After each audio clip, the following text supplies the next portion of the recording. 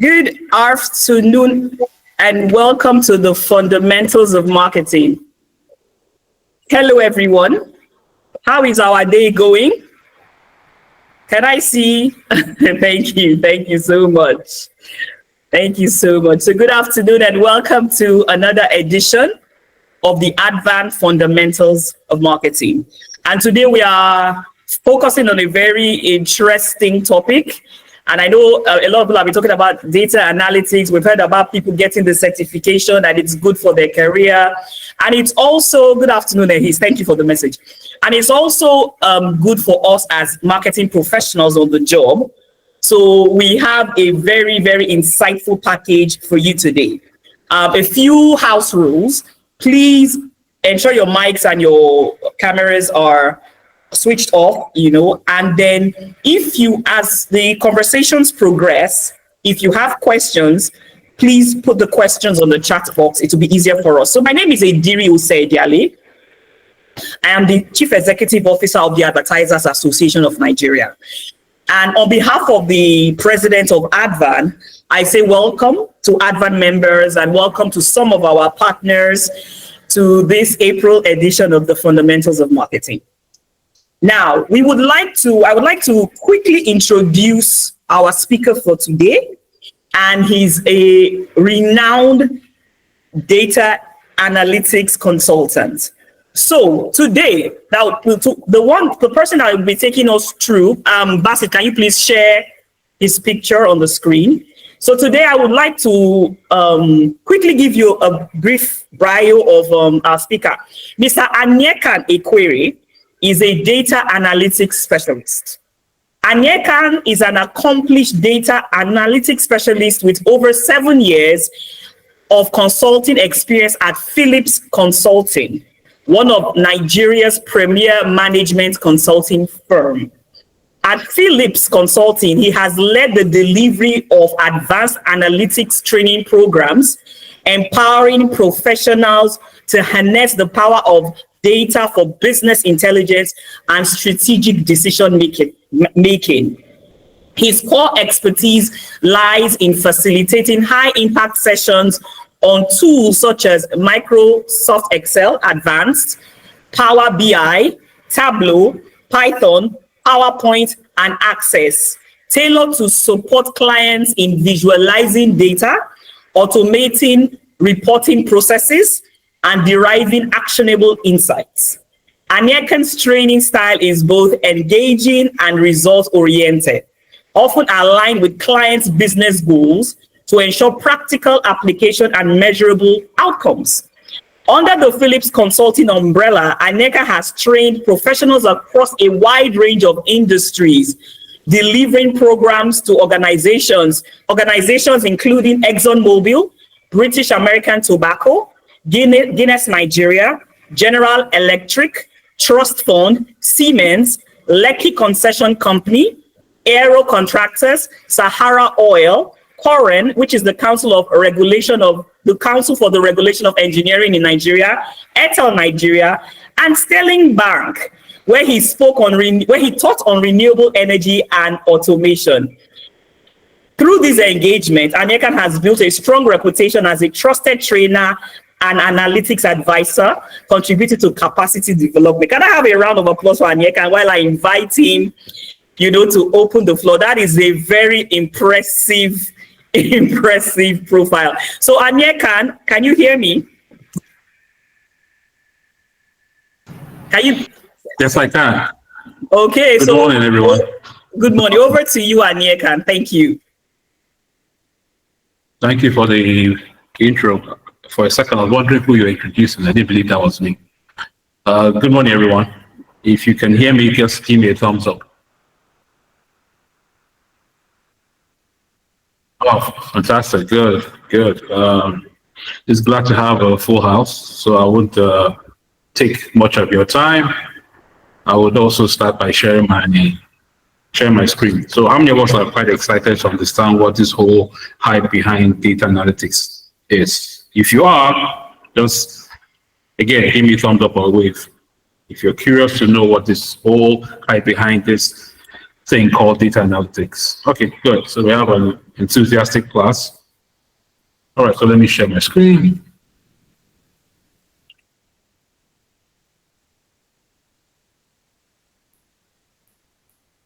All right, how many people can see my screen? If you can see my screen, all right, fantastic. All right, thank you. So without further ado, let's start. Okay, so this course is going to be about data analytics. Data analytics. It's an introduction course into data analytics for beginners. It's a guide to understanding the fundamentals of what makes or what contributes to being a data analyst. All right. So what will you learn in this course? You learn what the data analytics is, the definition, steps involved in data analytics, tools used for data analytics, the application of data analytics, a case study of Walmart, and data analytics and AI. Now, just for the record, there's also an extra topic, which is how to start your journey as a data analyst. So that's the last topic. All right, so let's proceed. So the question is, what is data analytics, right? So we all hear this word every time being spoken or being said on the web or everywhere. So the definition simply is, data analytics is the process of examining data sets to draw conclusion. It involves using tools and techniques to uncover patterns, trends, and insights. Now, the whole purpose behind everything is to support decision-making with data-driven insights. And when I say insights, I mean information gotten from the data you're processed. Now, before I go further, when we say data simply means information, any kind of information, audio, visual, pictures, drawings, writing. It could be data. Analytics means taking that information and sorting it into patterns in which can make meaningful use. So data analytics, in summary, is taking information, raw information, and sorting it into manners in which you can use it for informed decision-making in whatever you're doing. All right? So if you have anything, you can signify in the comments. If you can't hear me, signify in the comments, and you can bring me back. Now, ways to apply data analytics in businesses. Now, there are four major ways. These are not the only ways, but there are four major ways in which data analytics affect businesses. Like I said, the first one is improve decision-making. Now, what I mean by this is, if you're a business owner and you want to do business in a market which you're not familiar with, you want to go there well informed, because you want to reduce the amount of risks you're exposed to, or reduce the amount of errors you would face, right? So it helps you're making your decision because you have information to make that decision, whether to sell this product or to sell this product or where to sell that product. It's with the data that is given to you about that particular market that informs you of what product to sell the most. Number two, better customer service. If you run a service-oriented industry and you're offering services to your customers, one of the major things is that you want your customers to enjoy a good customer experience with your service. So one of the things is data analysis allows you to get information or feedback from your customers in which you render service for. Now, if customers give you information by filling your customer forms, it is based on that information being supplied to you that you learn to give improved services. So maybe someone says in your customer form and say, oh, your feedback time is too long. And you're collecting information from 20 customers, and out of 20, 10 of them are saying your feedback time is too long. So what you know is that the feedback mechanism is taking too long. So if you improve it from 5 minutes to 2 minutes, people will now say, oh, these people seem to be responsive to customers' experience and needs. So the experience is better than your competitor. That's option two. Option three is effective operations. So data analysis also allows you to get information to streamline your operation processes as a business owner. So if you're dealing with the supply chain and you have customers that require goods at a particular time, because you have gotten information from most of your customers when and when they need these goods, you will not over purchase products. You will not buy what your customers need and streamline your processes instead of having a backlog of product which you know you can't sell because you have too much supply and little demand. Your feedback from your customers would help you streamline your business processes and your operations. By doing that, reducing your waste. Can you hear me? I can hear you, Anyeka. Okay. Can I go on? Yes, please. Go ahead. All right. So the last but not the least is effective marketing. Now, everybody in Nigeria is a marketer in one form or the other. Whether you're marketing for your business or marketing for your organization.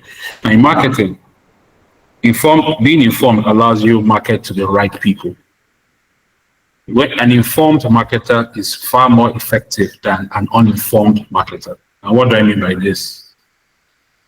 If you're going to a particular area you're not familiar with, if you have the records of you have records of the key potential markets in those areas of what they want, you would know how to approach them, know what they want, and know what to sell to them so that you would not hit or miss. So the classic example is people selling products. I don't think you want to sell ice cream to people in England during the winter. That is very poor market intelligence. But if you're informed that's okay, during the winter, it snows. So one of the things that will sell in the temperate regions would be coffee, pap, things that are hot. So if I say I want to set up a outlet in the heart of London, probably it would actually do better than me having an ice cream stand in London. But if I want to use the same thing for Lagos or Nigeria, which is a tropic area, ice cream will definitely sell during December because already the weather is hot. People want things to, want a cool product to cool down. So that means you're going to different markets, being informed with information which is gathered by collecting information or analyzing data from different sources to make an informed decision on where to go to and what to sell.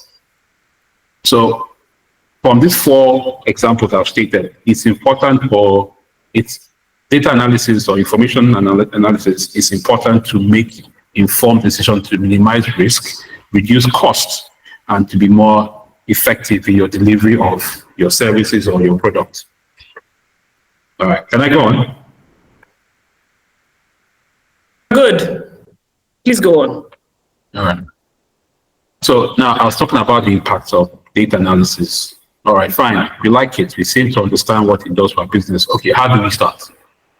I want to do this. I want to apply this to my business. How do we start? So the first thing, like I said, the first thing when you want to start your data capturing or you want to start doing your analysis of data is, first of all, understand the problem.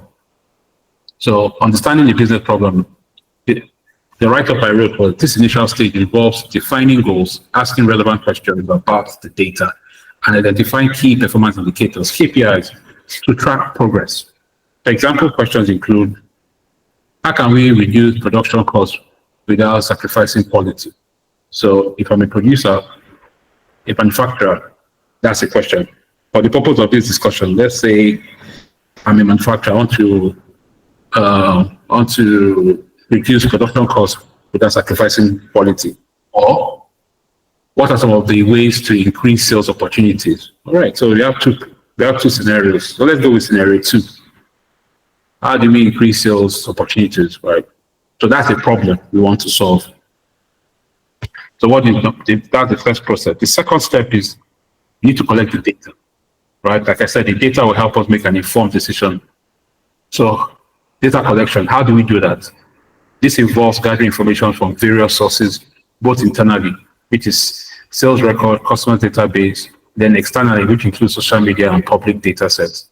Now, most of you are aware that once you go to sites who are marketing, they'll ask you to fill a data form. When you go to the mall and you see people doing exponential marketing, which is below the line marketing, you say, okay, try this product.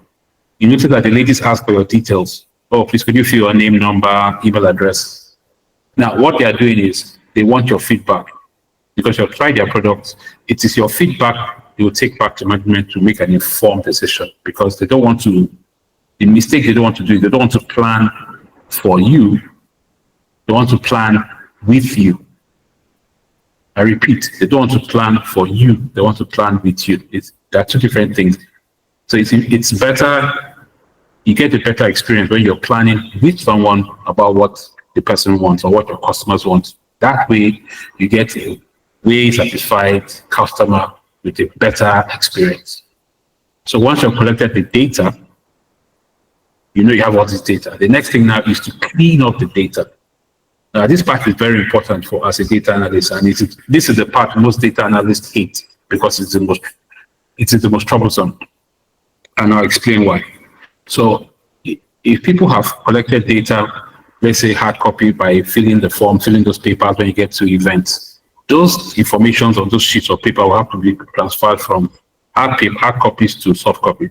That means putting it into an Excel sheet, which is a spreadsheet, or into a core database like SQL. I will explain that further. But let's start with Excel because I assume most of us are used to Excel. So you're going to transfer those data that have been written on the paper onto Excel. Now, while transferring those data, depending on who is putting it and the volume, there could be common mistakes. And one of the common mistakes is maybe you want to put 0 as someone's phone number. You now put O. Maybe you want to put @ you forget to put the @. Maybe you want to put E, you put 3. Now, what that means is if I want to take the information and sort it and question the information on it on a software, it will give me errors because you have put letters in a place where there's meant to be a number. And it will read that whole cell. Instead of reading it as a number, you read it as letter. And you'll give me an inconclusive result. So once that information is imputed, you have to make sure the appropriate data type, which is either it's numbers, whether it's text, whether it's images, are in the appropriate spaces in Excel. That's what we call data cleaning.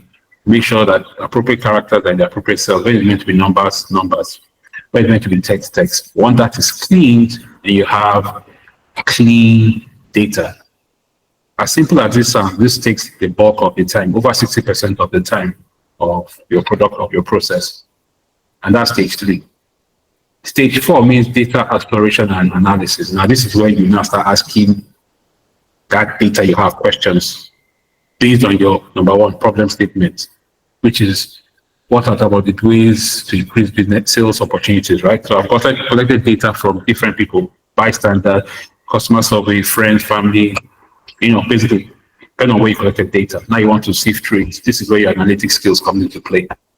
So if you see what I wrote, I said, once the data is clean, various techniques, including data visualization, business intelligence tools, data mining, and statistical models, both supervised and unsupervised, such as regression. This is those who do statistics in maths. These are statistic formulas, regression, classification, clustering, are used to analyze the data and identify patterns and insights. What this simply says is you ask the data questions. Okay, from this listing, how many people, let's say we're talking about these sales, want to increase sales opportunities. So you interview people about a particular product, let's say in Alaba, and you're saying, oh, I have this new detergent. How many of you you can start by saying, okay, do you think the detergents in the market are doing well? Those who said yes, you let them go. Those who said no, what are the reasons why they said no? Or they want a detergent that foams better, or a detergent that could remove stains. So you take all those who said no, that the detergents in the market are not good enough, and you get their details, and you find out what they're looking for in a detergent. It is those information you get from that and from your data you now put into your new product, because you're planning with the people. This is what they say they wanted. So you put that in your own product. So once it comes to the market, it answers their problem. Interview don't generally do what everybody's doing. So if you do that, you're definitely going to outsell your competitor, because you have listened to the people what they want. So that's one of the key things, again, you have in data analysis. So I've gotten to step 4, data exploration and analysis. You've analyzed it, you've visualized it, then interpret the results. Interpret the result and communication. This final step involves drawing meaningful conclusions from the analysis. Like I said, once you've gotten analysis, you present it to your board or your partners and say, okay, this is what people are saying. No, the market, the product in the market right now is lacking this. So based on this, I think we should go this way in our product before we hit the market. So this is just a summary of the lifespan of running data analytics process from stage 1 to stage 5. This is meant to be your bedrock for a data analyst. You need to understand these steps, memorize them, so that you have them at the back of your palms. Because if you want to pick up a career in data analysis, these 5 steps, you should know them, like it should be behind your palm. You should understand them and know their importance. Can I go on? Please, you're good to go. All right. So we're talking about the steps involved in data analytics. Let's look at the tools. So I have 6 tools here, right? And I've grouped them into 3 groups. The first 2 are programming languages. The second 2 are data visualization and business intelligence tools. I'll explain what that means. And the last 2 at the bottom is big data technologies, right? So I'll explain them one by one. These are the tools. These are generic tools you use for data analytics, right? They're not the only tools, but these are the most widely used, both for beginners and for and pro classes.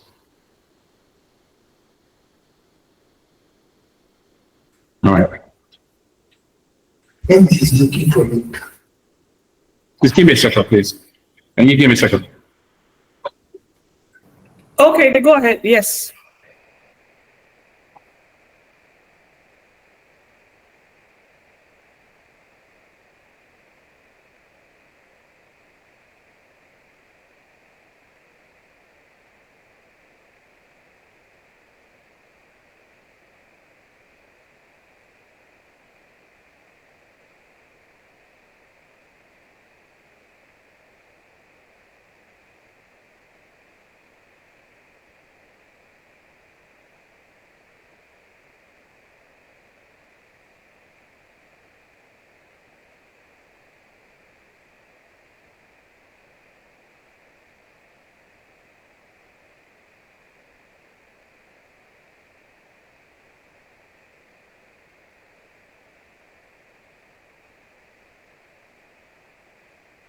Just give us 1 minute. He'll be back on the call now. Thank you.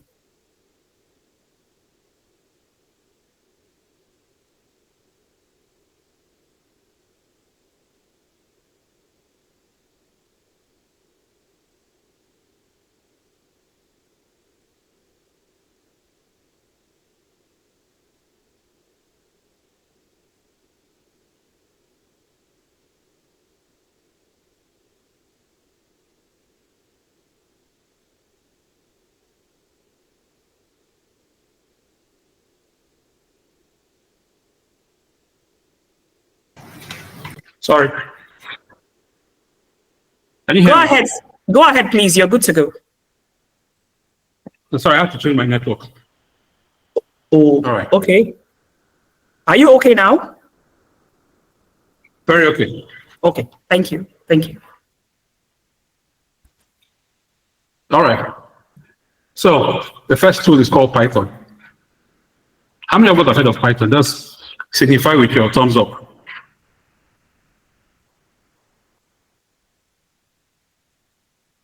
Wow, just 1 person. No, 2. Oh, okay. Nice. Okay, fine. So Python is a very versatile tool, right? It's an object-oriented open source language What that means is that it is widely used by a lot of people. It's used for programming, building apps, but also can be used in asking database questions. Now, what I wrote there is, it describes an object-oriented open source programming language widely used for data manipulation, visualization, and machine learning.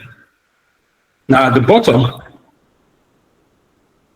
you will notice that it's a graphic representation of using Python to query the database. Can you see it? Now, they've used this to run a query to generate a graph. What is happening here is that Python is interacting with a database or a set of records to give the user a graphical representation of the information in the table or database. All right? Now, number 2 is R. Now, R is an open source programming language, mainly used for numerical and statistical analysis. It is popular for data analysis and visualizing data. Now, I'm sure you might ask me, what's the difference between 2 of them, or which one would I recommend? So let me start with this. Both of them are very good tools. Both of them are very, very good tools. But R is for those who want to do, you're heavy into analytics and you're into research. R is a very strong tool to understand and harness. And if you look at the images below, this has been used, the exercise below is used to map out, to query a database for mining, a geologist. So the image at the bottom where you have the green and yellow like a map is showing you the result of the soil texture based on depth, thickness of the earth, where they can mine.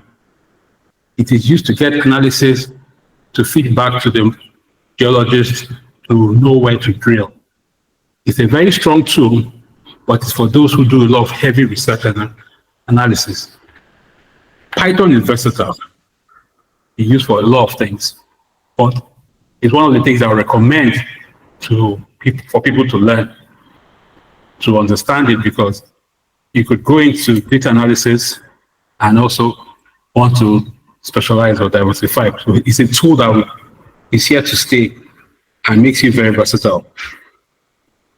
But both of them are equally very important. But that is my take. You could still do your further research to break it down.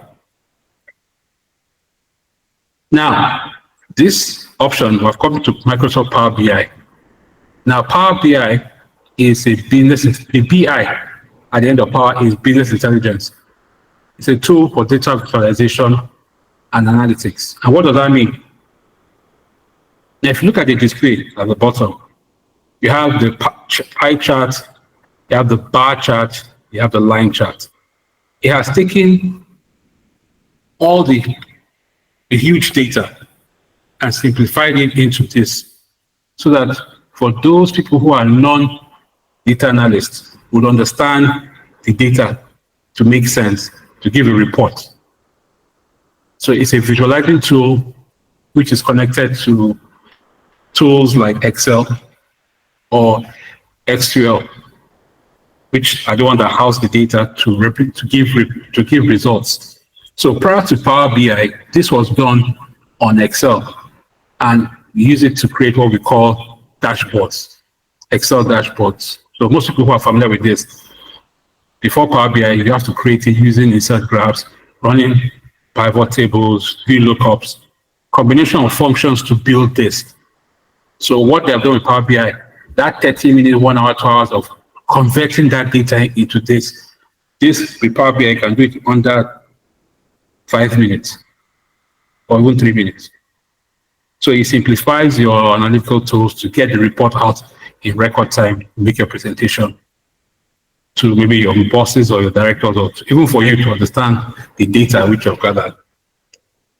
So this falls on business intelligence data visualization tool. This tool connects with the likes of like Python and Excel to visualize your data. Now, Tableau, I'm sure most of us have heard of this. You've heard of Power BI, you've heard of Tableau. They are used interchangeably. It's also a business intelligence tool offering similar functions to Microsoft Power BI. But the difference between Tableau and Power BI is that Tableau gives you further breakdown into your data. So let's say Excel give you, on a scale of 1 to 10, it give you maybe 6%, 6 out of 10 needs breakdown of your data. Tableau will give you as much as 8 or 9. Further breakdown of your data to spread it down, maybe for a wider interpretation, maybe to a group of, maybe like again to your directors, to your C-suites, or to your board members. So most professionals use Tableau over Power BI. So it has its pros and cons. Now, let me start with the pro. For Power BI, Power BI is done by Microsoft, meaning that it's pretty much free. It's easy to use. It connects with all Microsoft tools. That's Excel, even PowerPoint.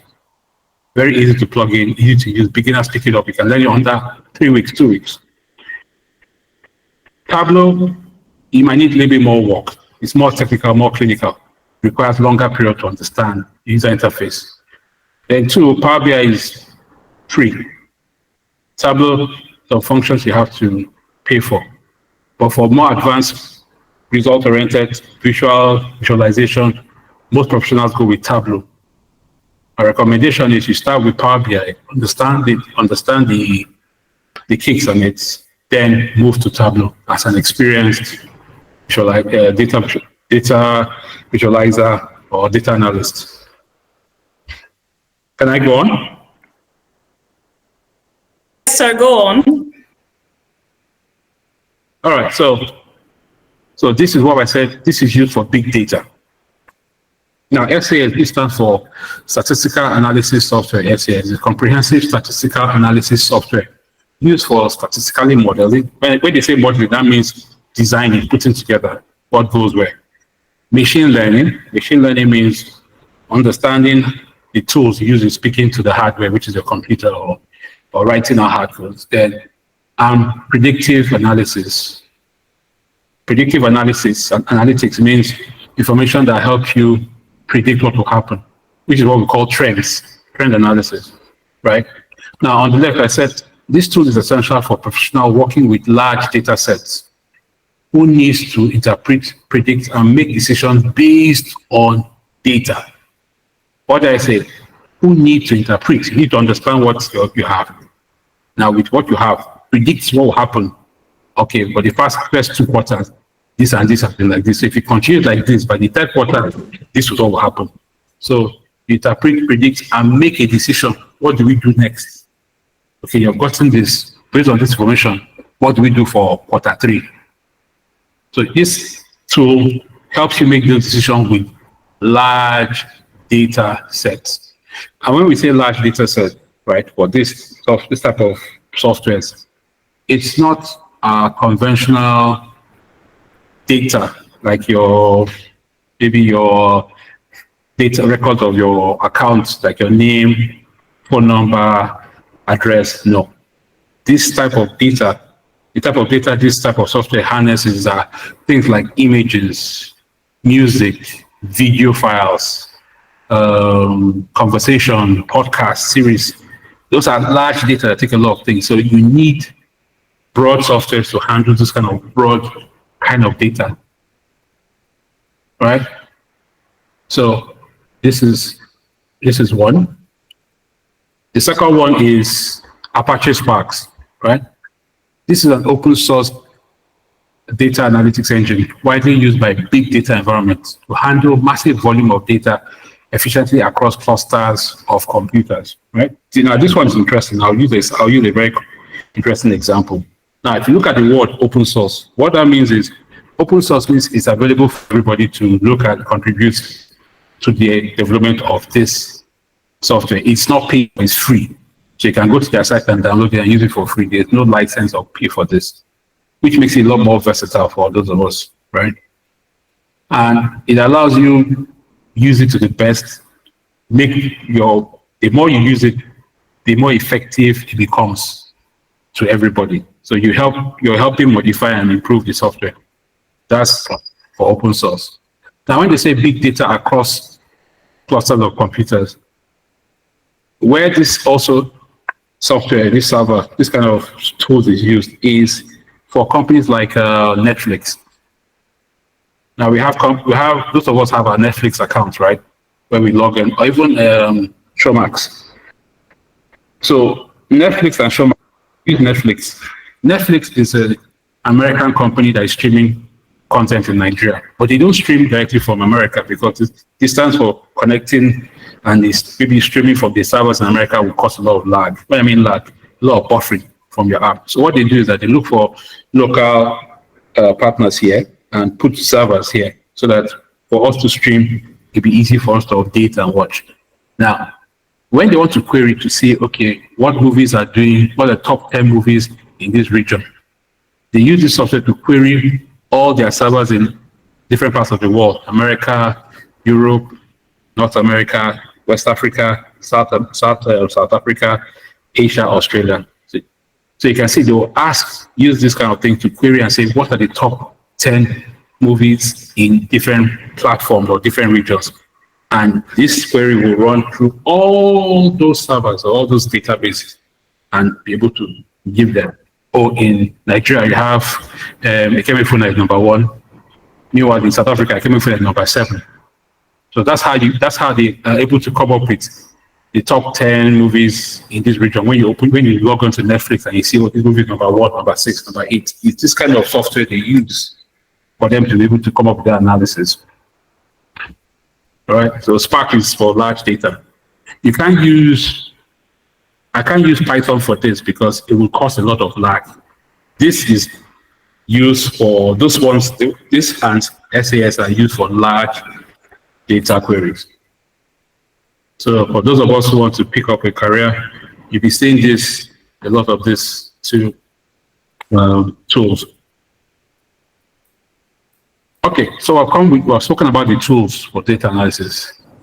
Let's look at the applications. Where do they apply them to, right? What kind of businesses use them? So we have retail, marketing, healthcare, banking, and logistics. Let's take them one by one.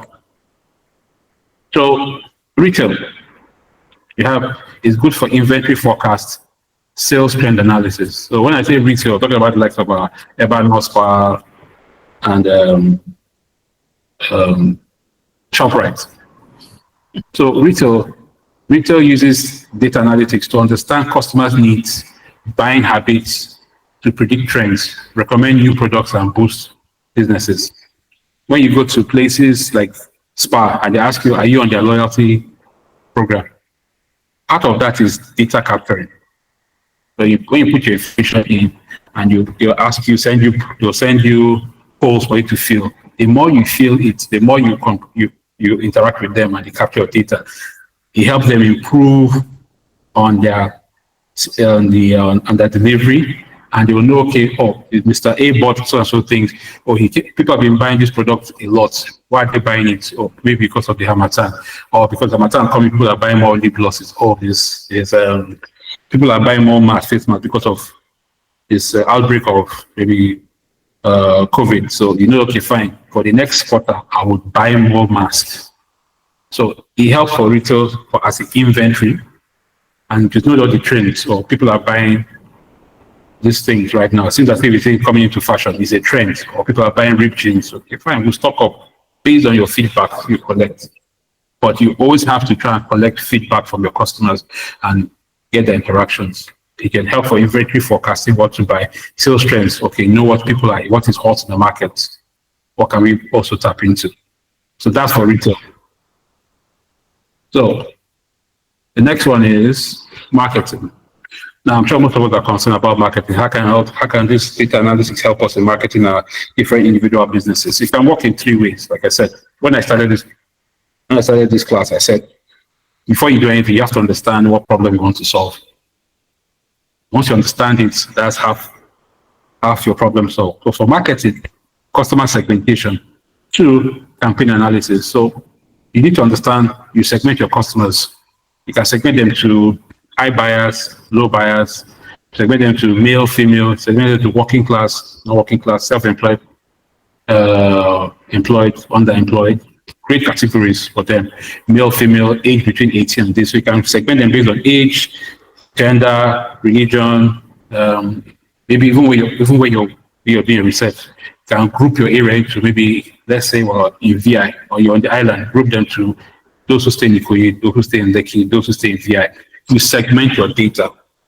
And once you've done that, you know, okay, based on people who live in Ikoyi, if people in Ikoyi say they like ice cream, vanilla over strawberry, or the ones in VI say they like this. So if you are running an ice cream company and you say, okay, based on your segmented your market, you segmented your customers, and from segmentation, you know what each people want. You can now target your marketing based on those segments, what they want, rather than give them everything you have. Because I've asked for this, you give it to them.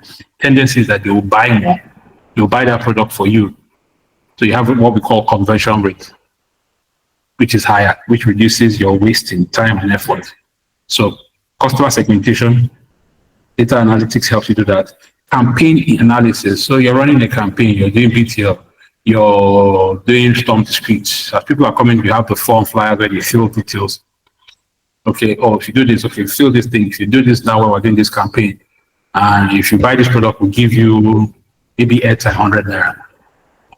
You do this and buy this, you get 100 naira campaign. So people are there, they're buying it in front of you, that taking the number down, loading their phones, and they load the units, they get 100 naira. So you can use that, all the data you gather from being on site, you can see the direct correlation at the back end. Oh, we had the end of the campaign, it's okay, we had over 5,000 people pick up flyers, and I feel out of 5,000 people, 3,400 of them did the activation. And after they did the activation, they got the 100 naira. And after they got the 100 naira, 2,000 of them went ahead to log on to our site. So you can get direct analysis of, okay, this is the spread we reached, and this is the people that did call to action. They did the call to action and actually activated what we wanted them to do. So you can, each of you guessing, saying, oh, you guess 5,000 people did this, or maybe 5,000 people must have opened it. You have specific information of what happened on your campaign. So it makes you make, it helps you make, it makes you, it lets you have informed decision and know the true picture of what, how effective your campaign was. Was it effective, very effective, just par or subpar? All right, can I go on? You can go on, Nneka. I think we'll just take all the questions after you're done. So let's just wait for you. All right. And everybody, like I put on the chat, anyone that has a question, please just put your questions on the chat. We'll take questions and comments at the end. Thank you. Okay. All right. So we have healthcare. Now in healthcare, you have, this is one of the most affected area when it comes to data analysis, because you have clinical trials for new products, new drugs. When they test it on patients, you know, because they're within the environment of the hospital, they can test it and get feedback directly from the patients. You can, when you come and give a complaint to your doctor, all that record they're taking is still data which you analyze as side effects to monitor, you know, side effects information with the feedback to improve on the drug or make the administration of the drug better. So healthcare is one of the major places where data analytics is being applied. Patient data modeling. So you get patients coming in, you have the elderly, you have the young, you have those who are diabetic. So you segment it and you model your case, you model your services based on kind of patients you have. Are you someone that goes for, you know, bone marrow or for bones? Are you going for, you know, it helps in analyzing and streamlining the kind of patients you do. And all that for the healthcare around the world is being informed by data. It's driven by data. And like I wrote, healthcare industry analyze patients' data to provide life-saving diagnosis, treatment, and options. They also deal with healthcare plans, insurance information to drive key insights. Again, for those who are in HMO, it's based on this. Again, the HMO and the health people understand your health history and what plan they put you on, low risk or high risk. For banking, I don't think I need to say much about this. With those of us who have, those people who know about these loan companies who have loan apps like Branch, Carbon, Fair Money, what they use to give you loans is based on data analytics, data gotten from you imputing your BVN. Once they pick your BVN, they are fetching from a database of your information, your place of birth, age, phone number, and all the other accounts you've had and your financial history, where you took loan from. Are you someone that is good? Are you paying your loans? They can tell a lot about you from that single number, called a BVN. So data analytics has been the banking and financial sectors use it to design their risk modeling, fraud detection, and portfolio analysis. So it's also widely used within this sector, and it's going to also get broader in the future. For logistics, it's very important for logistic companies to use it because they use it to track your products. Like DHL, it's data being fed in that they use to track your products or track your product when you send it from point A to point B. Let you know that the thing has gotten to this place, is leaving this place for the next place. If they didn't have data being fed into a central database, there's no way they would have informed you where the product is. It's those small information being fed into those databases that's helping you determine and make their services very streamlined and easy for everybody to use.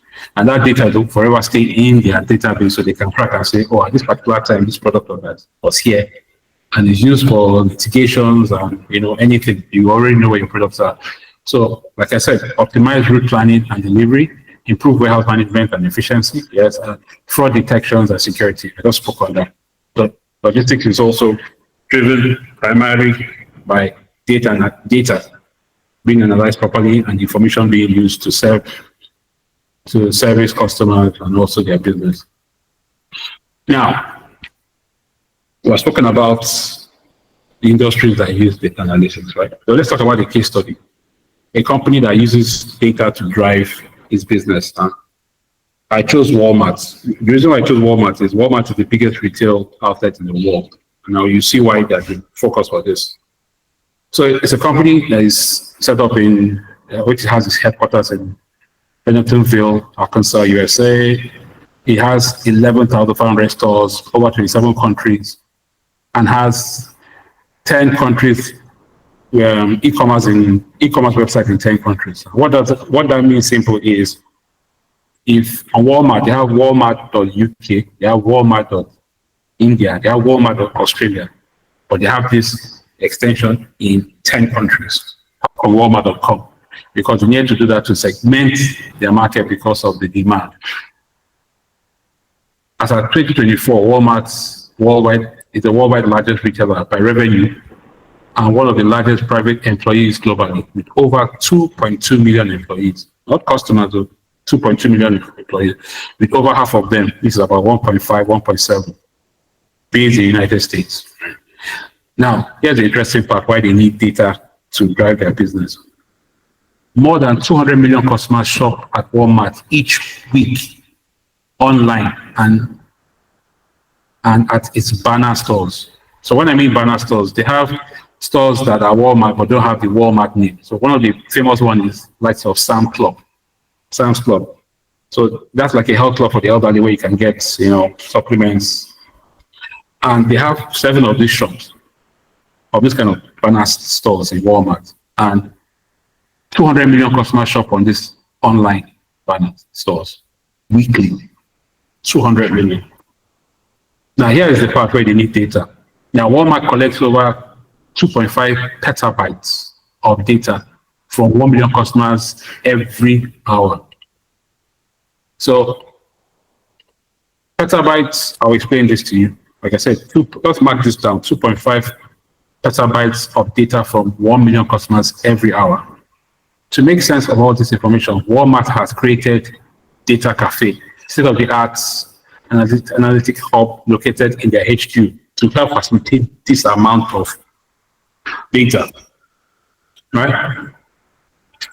Now, over 200 streams of internal and external data, including 40 petabytes of recent transaction data, can be modeled, manipulated, and visualized in the server room the picture I showed you at the side, which is their server room, state-of-the-art server room in their headquarters. Now, here's the interpretation of what I said. 1 petabyte equals to 1,000 terabytes. 1 terabyte equals to 1,000 gig. So for the 2.5 petabyte it does every week, that's 2.5 million gig of data. That's a lot of data to be handled every hour. So they need a large tool to process this amount of data because they need to make informed decisions to serve their customers, right? So they need maximum tools to do this, right? Walmart constantly analyzes over 100 million keywords to know what people near each store are saying on social media. So as much as they're looking at those who walk in, they're looking at their social media handles and also looking at what people are searching for. People will search for shoes, perfume, cars. So based on what people are talking about on their handles and they're searching, they know what to stock on their store. Now, let me just say this. Now, if you notice that if you speak about something and you're talking to someone about maybe buying a product or an item, once you go onto any of the Facebook tools like maybe Instagram, you start seeing adverts of the things you spoke about. It's not a mistake. It means that they are listening to you to harness data. So they are making your shopping experience more streamlined to what you want, because it makes it easier for them to market. So all the information is being gathered in large servers to make their process for serving customers easier and conversion so that you end up buying. Now for this kind of tools, right? Here are some of the tools that Walmart uses to process all their data, right? Cassandra is like Apache. It handles large data. So Cassandra and Hadoop are used as the backend to handle all this data to help analyze across all their stores and all their servers to give informed decisions. Python and SAS are also tools to code and structure or to do the queries to analyze that data. They use Cassandra, Hadoop, and SAS. The top three, Cassandra, Hadoop, and SAS, are for large data modeling. Python is like the backbone structure to make the connections. So with all these tools, it allows Walmart better manage supply chains, optimize products assortment, variety of products, personalize the shopping experience with analyzing keywords, give relevant product recommendation to you because they've understood your pattern, optimize and analyze transportation lanes and routes for its fleet and trucks. So if you're ordering for Walmart, they know where you are because it also has your geomapping, geolocation, so they can help analyze and group products going to a place for quick delivery and also end up being a happy customer. Now, what's the future? What's the future of data analytics, right? Now, everybody knows about AI, right? For the past 2 years, all people talk about is AI, how AI are taking people's jobs here and there. Some jobs are redundant because you find AI doing this, right? So the key thing is, the future of data analytics is merging AI with data analytics. And one of the ways to do that is by learning prompt engineering, right? And I'll tell you what prompt engineering is. So prompt engineering, what is prompt engineering? Prompt engineering is the skill of writing clear instructions or prompts for AI so it understands exactly what you need to do. So a typical AI tool is ChatGPT or Gemini or Copilot. So people just write it, but they get the result, but they don't get the appropriate result. So prompt engineering is learning the way in which you can write those questions in such a way that it gives you close to what you want. That's what we call prompt engineering. Now, think of AI like a very smart but very literal assistant, right? Prompt engineering is learning how to give that assistant perfect directions as a prompt so that it brings back exactly what you're asking for. It's just to speak to it in such a way, in clear terms, in which so that it gives you exactly what you want, not maybe close to what you want. It's exactly what you want, right? Now, why is it important? Now, the merger between two of them together both form a critical capability stack for organizations embracing digital transformation and AI-driven innovation. So you understanding both of them, you are the bridge between the present and the future.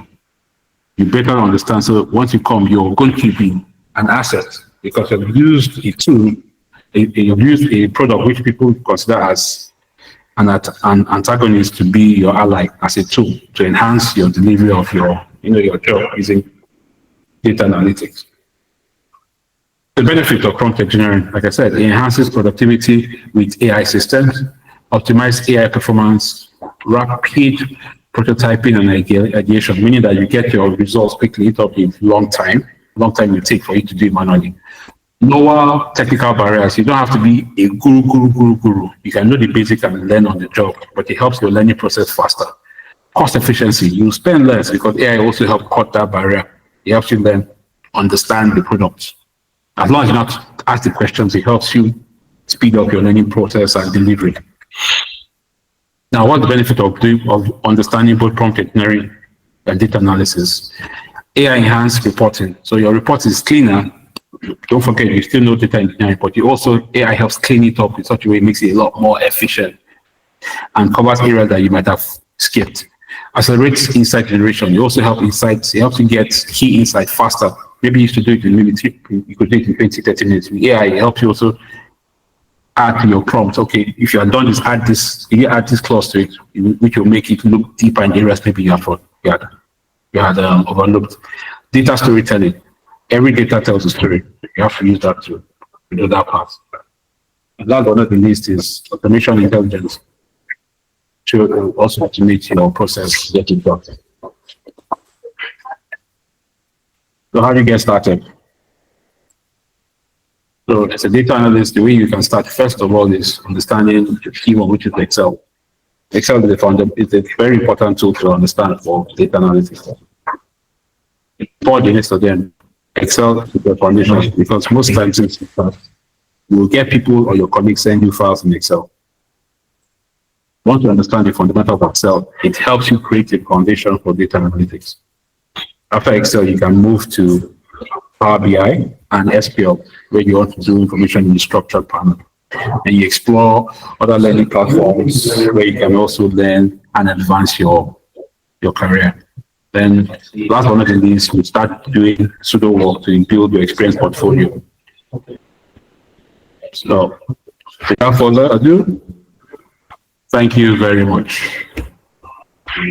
Oh, wow. That was a fantastic one. Can we just have appreciation for Mr. Anyekan Ekwere?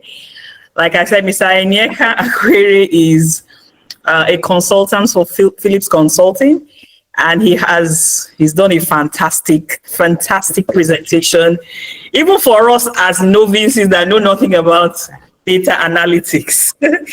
So before you raise your hand, can you just put your question in the chat? Let's see how many questions we can take on the chat first. So I'm going to ask a question before I go to the chat, because I like to ask the question as if I've never used it before. How can it benefit? Because I think one of the things that will be on the minds of Nigerians, I'm going to put two questions in one, is quality. How do you, because I believe there's something, when we're talking, you said something about garbage in, garbage out. So when we're talking about interpreting data and all that, the quality of the data you put in will definitely decide the quality of the information you're going to get out of it.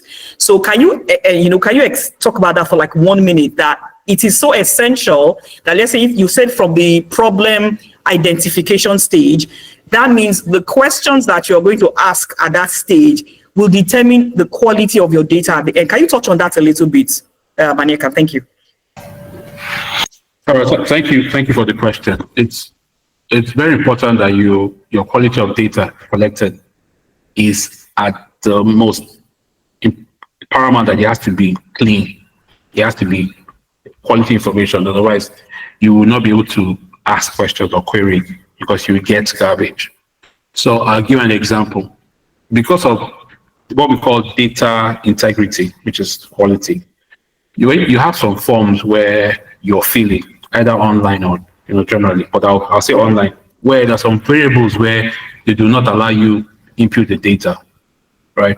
So like things like date, it's always like it's what we call a drop down, where you have to use the drop down to input the date, or when you want to input male, female, they use those drop down options so that people they don't actually make a mistake of putting the wrong values, because they are very key in making sure that the data you enter at that level is clean. If there's any mistake on those data you input, when they want to do an analysis, they will get the wrong result, because when they are screening through it, because those data were not imputed properly, it will skip those data.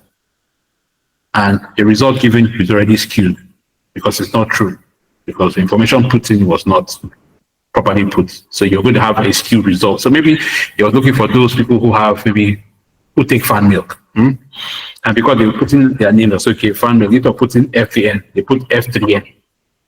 Because maybe the letter A is close to Q, FQN, and because they put in a hurry, it will not see it as fan. You see as FQN and you will skip it. So maybe instead of getting 20 people, you see 8 people or 10 people. Already your data is already skewed. As small as that mistake is, you skew the data. So it's important to make sure clean it up. And once the data is clean and integrity has been guaranteed, then you're sure of your result being authentic. I hope I answered your question. Absolutely. So I have questions on the chat. So let me take this one. Michael Efengbe is asking, and I guess he's asking in terms of, do we need to do this? He said, because he asked the question, can a product sell itself without marketing and advertising? And I guess he's also saying without using the tools of data analytics. And I want you to tie his question with Nigerian small businesses, because you talked about Walmart that, has the resources, to go out and get as much data as it needs. How can we kind of juxtapose that with some Nigerian businesses? We're not there yet. So he's asking, can a good product sell itself? What do you think? And then if not, how can Nigerian businesses utilize data analytics? All right. Thank you for the question. So when you say good product, there's nothing like good or bad product. That's a product. It depends on at what time that product is actually being placed. So let's take an example for a product we're all familiar with, pure water, right? The sachet water. Now, at every point in time, because of where we are, we're in the tropics, people always need water. So whether you sell regular room temperature water or cold water, people will buy it. Now, if you have water that is chilled, or what we call ice water, in a typical 32, 36 degrees Celsius day, I don't need marketing. You agree with me? If I walk around the streets of Lagos with a bag filled with pure water that is chilled, or what they say, the water is sweating, people come and meet me. I don't need to market. I don't have to put a billboard. I don't use analytics. In fact, if they're not taking, they will rush me and beat me, because it is clear people need to cool down. So it depends on the market, where you are. Again, it's driven subtly by the information, because I've been informed partially that the weather is hot, and I took cold water outside. So it wasn't just done with a blank expression. I had some form of information for me to carry cold water outside and walk through the streets, knowing that you will want it. If I tried the same thing in the streets of London on the typical 24th or 25th of December, it's either they think I've lost my mind or I'm in demand that time for God. I hope I answered the question. The second part of the question is Nigerian businesses, small businesses, and the need for data analytics. So if I'm starting a business, I do not have the deep pockets of these multinationals, but I understand the fact that data analytics is essential for business growth. What would you advise me as an entrepreneur, a small business owner? I would say if you go back to the first 5 steps I spoke about, right? The steps are very important for you to follow as a small business. No matter how, again, there's nothing like small business. Business is business, right? The business that was small today will start and grow. So you look at your business as a business, small or large, the same principle applies. So first of all, as a small business in Nigeria, Nigeria is a very dynamic market. Based on the population does a lot, but you're going to look at segmenting your information based on buying power. You have access to 222 million people, but how many of them have, what is their disposable income? For you to decipher that, you need to be informed on what people can afford, what people can spend, what the minimum wage. So you're going to understand the problem you want to solve. So before you have a business, you need to go into business knowing, okay, I'm going into business to solve a problem. Once you identify what that problem is, and you identify where your market of those people are, right? You have a region, you have a district, you have a state. So when you find out this region has this, knowing that once you start this business, you're going to have off-takers ready to buy your business, to buy into your business, which naturally will reduce your marketing drive. And when I mean marketing drive, you've done the analysis, you've understood it, you're doing data collection. So process of collecting data, you're also sensitizing people that you might have a business that will start on this.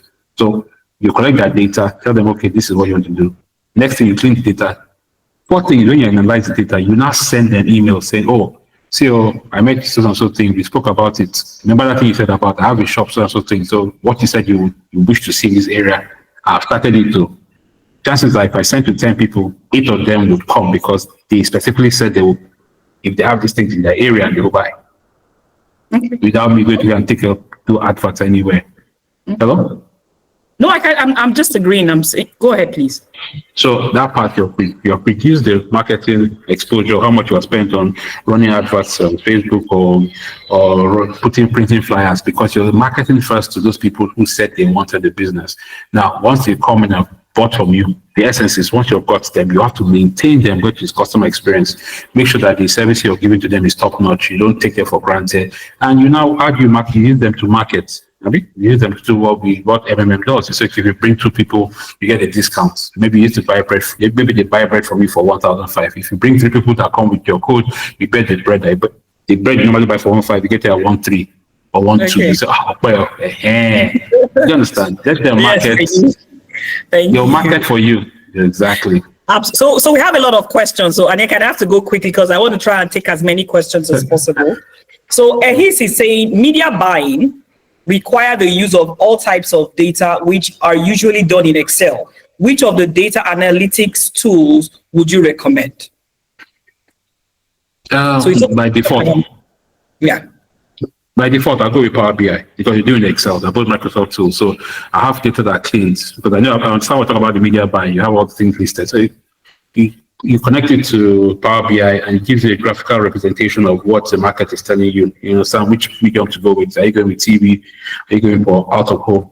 Are you going for below the line? Are you going for programmatics? So it tells you instantly without digging deep into it. So I recommend Power BI or Tableau. Fantastic. Mr. Alfred is saying, I see most of the market analytical or maybe the examples you've given are suited for consumer mass market. What would be ideal for industrial products? So when you say industrial products, again, that is still when it comes into retail, again, or manufacturing. So manufacturing, I will also say, which is large data. So you can actually still use Python, or you can still use the SAS or use the Apache, depending on what kind of data. So if you're talking about data above 100 gig of data, or you're talking about a petabyte that's 1,000 gigs, it depends on their data. It doesn't rely on the sector. It is the data that sector generates. You understand? So a company that's like Facebook, it's not into manufacturing, but the data it generates it almost swaps that of Walmart. Because on every day, it's generating data from Instagram, generating data from Facebook, generating data from WhatsApp. So you imagine the data they are generating. And the format in which that data is coming in is not just coming in as text and numbers, it's coming in as images, sound, image sounds, audio. Okay. So it is the volume that determines what you use, not the industry. Okay. Okay. So I think maybe more in-depth advice will be needed for maybe people that don't understand that clearly. So there's another question. Ade Soye is asking, what data analytics tools would you recommend to me as a sales and marketing professional? Again, fundamental is you need to understand Excel. Excel is a very powerful tool, especially Excel 365. You can start by analyzing and capturing your data. Once you know you capture your data, then you want to analyze it properly. Then, like I said, recommend Power BI or Tableau to visualize the data to have a clear understanding of what your data is telling you. Like I said, your data can be of four patterns, right?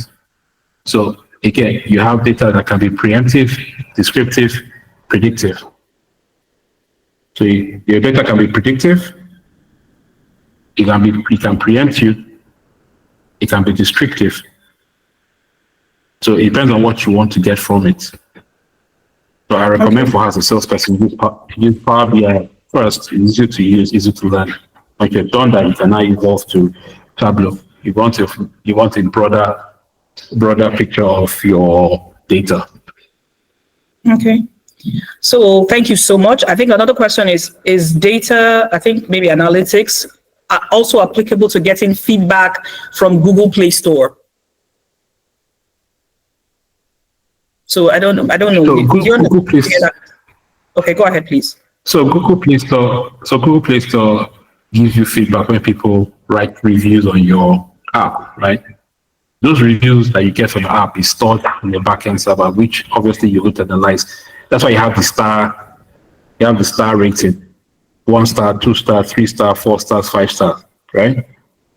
So yeah, it also applies for analytics because the system at the back end is a rating system, 1 to 5 stars. So 5 stars means it's excellent, 3 star means it's average, 2 star means it's below par, then 1 star is abysmal. So the essence is I can search and say, give me the result of everybody that ranked my app 1 star, and you give me the list. I can further search it based on, when you give me the list of them, I want to say reason for, I can search it, give me the people who rated my app 1 star, and those that I said reason is poor connectivity in the query. And you give me those people, narrow it down to those who said it's poor connectivity, that give me 1 star. And do the same analysis and say, those who give me between 1 and 5 star, who said based on the fact that my app is too slow. That's the broader search results. And I give it to them, and I know, and I can look at it, find out the volume of this against the total volume of people who wrote. And so give me 20% or 40% of my customers who give review seem to complain about this problem. And I need to look into it. Okay.